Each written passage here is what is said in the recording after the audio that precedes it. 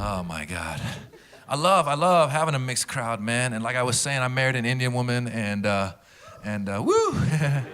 Yeah, man. It's funny because she grew up in America, so she doesn't do the no accent, you know. My father-in-law has it. Every time my father-in-law comes, hello, Maz, hello, Maz. Nice to meet you, nice to meet you. Is that a letter in your language?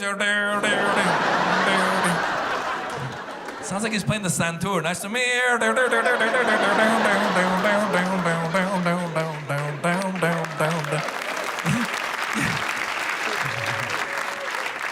It's funny, we've met before, but every time he sees me, he says, nice to meet you. Again, I think that's a direct translation, you know, because I tried to correct him. I go, sir, we've met before. And then he tries to cover up by acting poetic. He goes, yes, but every time I see you, it is like meeting you again. Roses are red, violets are blue. Hello, Maz, nice to meet you.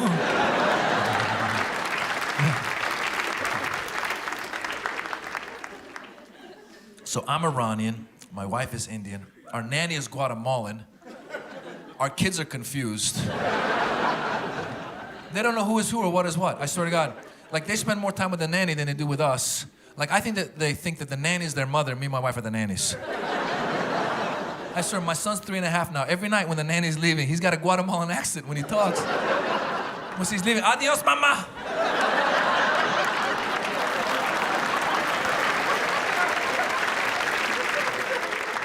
I'll see you later, man.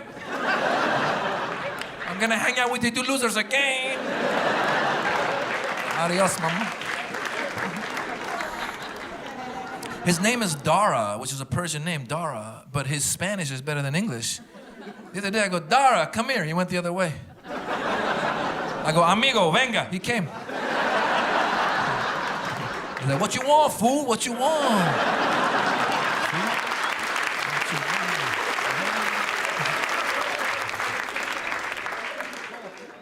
And it's crazy because all the nannies in where I live in LA, all the nannies are Latina. So all the kids speak Spanish now. White, black, Asian, all of them. I went to the park, there was a little white kid trying to get some water at the fountain. I wanted to help him. I go, hey kid, you want some water? He goes, agua. I go, water, agua. I go, water, agua. I go, okay, gangbanger, agua, take it easy. But here's what's crazy is the nannies were singing a song with the kids in Spanish, and it was a call and response. So they would say something and the kids would respond in Spanish, and I speak broken Spanish, so I was able to understand every like 10th word. And I was standing on the side, they were singing, I was like, this sounds like a good song. You know, the nannies were like, órale, órale. And the kids were like, ¿por qué sí, por qué no? I was like, what a nice song. Until I heard the words, la revolución.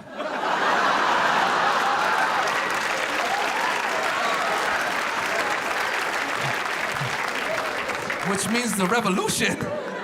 I realized they're brainwashing our kids to help them take back California 15 years from now.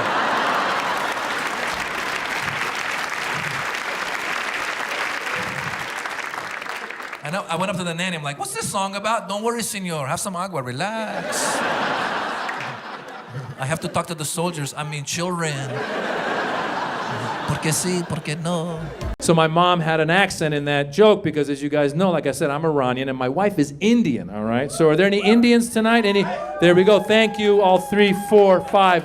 That's how they multiply. You see how that worked? We had 4, all of a sudden 5. By the end of the show, 1 billion will be in here, you guys. It's my people right there, my cousins.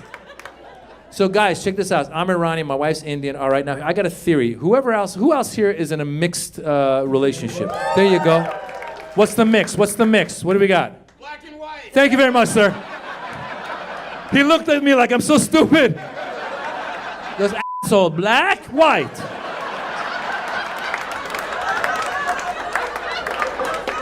You're so fucking stupid, you can't see? Are you guys married? Yes. You have kids? I have kids. You have kids. Okay, this is getting complicated now. He said, I have kids. The white lady did not contribute at all. What's your name, my man? Jonathan. Jonathan. So here's my theory. My theory is if you have kids with your wife when you're in an interracial relationship. When it comes time to name your kids, there's a whole negotiation that begins. It's a compromise, you know what I'm saying? Like the example I like to do usually is like I say, let's say you're a Mexican guy actually married to like a Swedish woman, let's say, right? Let's say you have a kid, right? You, right away, your son, you go, I want to name him Jose. The Swedish wife would be like, I want to name him IKEA. They compromise, Hoskia. You see how that works? So when my son was born, I went to my Indian wife out the gate. I started with a nice Persian Muslim name right out the gate. Went to my wife, my Indian wife, I go, hey, how about Mahmoud? That's strong, right? She came back, it was a negotiation. She comes back, she goes, how about go f*** yourself?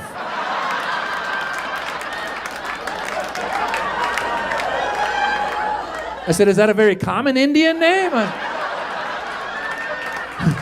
I go, would his nickname be Go F*** or Yourself? What would... Then it was a negotiation. I went back. I go, how about Mohammed? She goes, asshole, I want him to travel. I go, oh, okay. Yeah, Mohammed's not a good name at the airport. That's not a good one. So then I found a nice neutral Persian name, Dara, D-A-R-A. Great name, right? Nobody knows what it is, right? But then she wanted to Indianize it, so she added a silent H after the D. So now it's spelled D-H-A-R-A. Looks Indian, is Iranian. You see? Right? She's happy, I'm happy. That's it. That's how the negotiation works. But my favorite thing is when we go to the parent-teacher conferences. Oh my God, white people. You guys are so nervous about messing up ethnic names. It's the most entertaining shit because his teachers don't know what to do with the silent H in Dara. And they don't want to mess it up. They don't want to offend us. So we walk in, I see his white teachers, they're sweating bullets. And they start saying his name, hoping that we'll help them out. They're like, you know, your son, I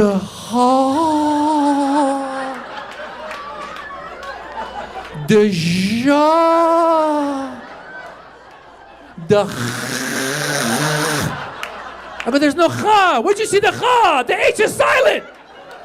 White people, every time you see an H in a Muslim name, you start going, there's no cha. I told her, relax. I did the H for my Indian wife. I wanted Mohammed. She goes, you mean Mohammed? There's no cha! I was one of the founding members of the Axis of Evil comedy tour. The other founding members included Ahmed, who is an Egyptian American who actually had the idea to go to the Middle East and try it out before we went out as a tour. He went on solo and did it first. Then there was Aaron Cater, who was the Palestinian American. And then there was me, the Iranian American of the group. Now, being Iranian American presents its own set of problems, as you know. Those two countries aren't getting along these days. So it causes a lot of inner conflict, you know, like part of me likes me, part of me hates me. Part of me thinks I should have a nuclear program, the other part thinks I can't be trusted with one. These are dilemmas I have every day.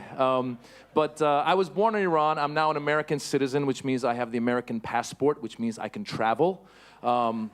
Yeah, because if you only have the Iranian passport, you're kind of limited to the countries you can go to with open arms, you know, Syria, Venezuela, North Korea. So anyone who's gotten their passport in America will tell you, when you get your passport, it still says what country you were born in. So I remember getting my American passport. I was like, woohoo, I'm going to travel. And then I opened it up, it said, born in Iran. I'm like, oh, come on, man. I'm trying to go places. But what's interesting is I've never had trouble traveling in any of the Western countries with my American passport, even though it says born in Iran, no problems. Where I've had some problems is in some of the Arab countries, because I guess some of the Arab countries aren't getting along with Iran either. And so I was in Kuwait recently doing a comedy show with some other American comedians. They all went through, and then the Border Patrol saw my American passport. Aha, American, great. And then he opened it up, born in Iran, wait. And he started asking me questions. He said, what is your father's name? I said, well, he's passed away, but his name was Khosrow. He goes, what is your grandfather's name? I said, he passed away a long time ago. His name was Jabbar. He says, you wait, I'll be back. And he walked away, and I started freaking out, because I don't know what kind of crap my grandfather was into. Thought the guy's gonna come back and be like, we've been looking for you for 200 years. Your grandfather has a parking violation. It's way overdue. You owe us $2 billion. But as you can see, when I talk, I speak with an American accent, which you would think as an Iranian-American actor, I should be able to play any part, good, bad, what have you. But a lot of times in Hollywood, when casting directors find out you're of Middle Eastern descent, they go, oh, you're Iranian, great. Can you say, I will kill you in the name of Allah? I go, I could say that, but what if I were to say, hello, I'm your doctor? They go, great, and then you hijack the hospital.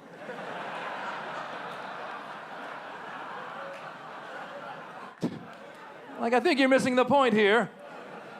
Don't get me wrong, I don't mind playing bad guys. I want to play a bad guy. I want to rob a bank. I want to rob a bank in a film. I want to rob a bank in a film, but do it with a gun, not with a bomb strapped around me, right? Because I imagine the director, Maz, I think your character would rob the bank with a bomb around him. Why would I do that? If I want the money, why would I kill myself? Right? Give me all your money or I'll blow myself up.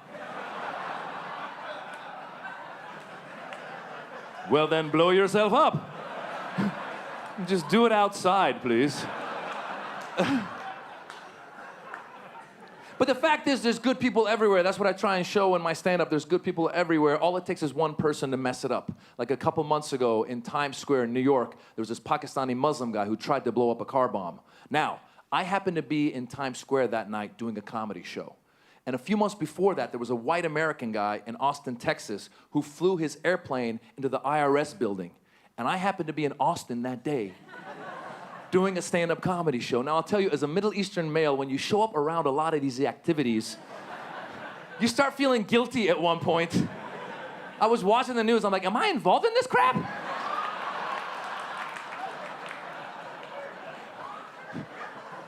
I didn't get the memo. What's going on? But what was interesting was the Pakistani Muslim guy, see, he gives a bad name to Muslims and Middle Easterners and Pakistanis from all over the world. And one thing that happened there was also the Pakistani Taliban took credit for that failed car bombing. My question is, why would you take credit for a failed car bombing? Like, we just want to say, we tried.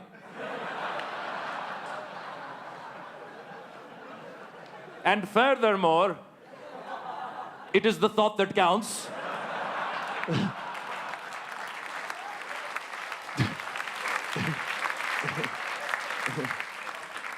And in conclusion, win some, lose some.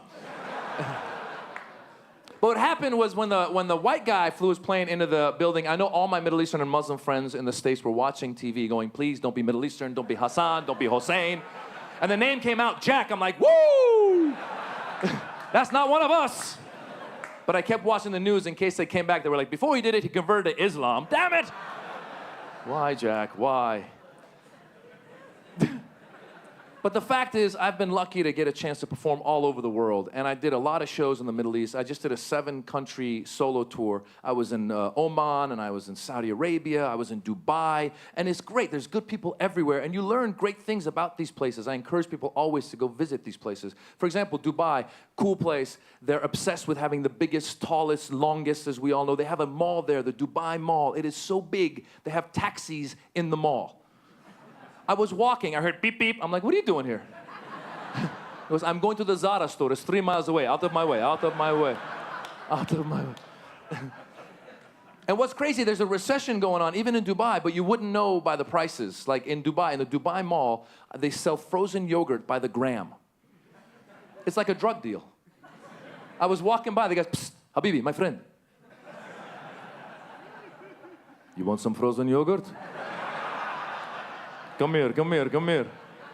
I have 1 gram, 5 gram, 10 gram. How many gram do you want? I bought 5 grams, $10. $10. I said, what's in this? He's like, good stuff, man. Colombian, top of the line, top of the line. The other thing you learn sometimes when you travel to these countries in the Middle East, sometimes in Latin American countries, South American countries, a lot of times when they build stuff, there's no rules and regulations. For example, I took my 2-year-old son to the playground at the Dubai Mall. And I've taken my 2-year-old son to playgrounds all over the United States. And when you put your 2-year-old on a slide in the United States, they put something on the slide to slow the kid down as he comes down the slide. Not in the Middle East. I put my 2-year-old on the slide, he took off. I went down, I go, where's my son? On the 3rd floor, sir, on the 3rd floor. You take a taxi, you go to Zara, make a left. Try the yogurt, it's very good. Little expensive. But one of the things I try to do with my stand-up is to break stereotypes, and I've been guilty of stereotyping as well. I was in Dubai, and there's a lot of Indians who work in Dubai, and they don't get paid that well, and I got in my head that all the Indians there must be workers. And I forgot there's obviously successful Indians in Dubai as well. I was doing a show, and they said, we're gonna send a driver to pick you up. So I went down to the lobby, and I saw this Indian guy. I go, he's gotta be my driver. Because he was standing there in like a cheap suit, thin mustache, staring at me. So I went over, excuse me, sir, are you my driver? He goes, no, sir, I own the hotel. I go, I'm sorry, then why were you staring at me? He goes, I thought you were my driver.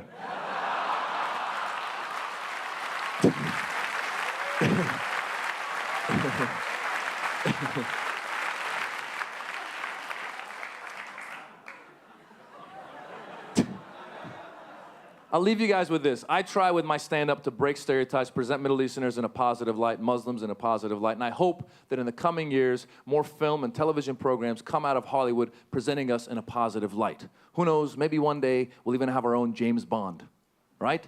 My name is Bond, Jamal Bond. Till then, I'll keep telling jokes. I hope you keep laughing. Have a good day. Thank you.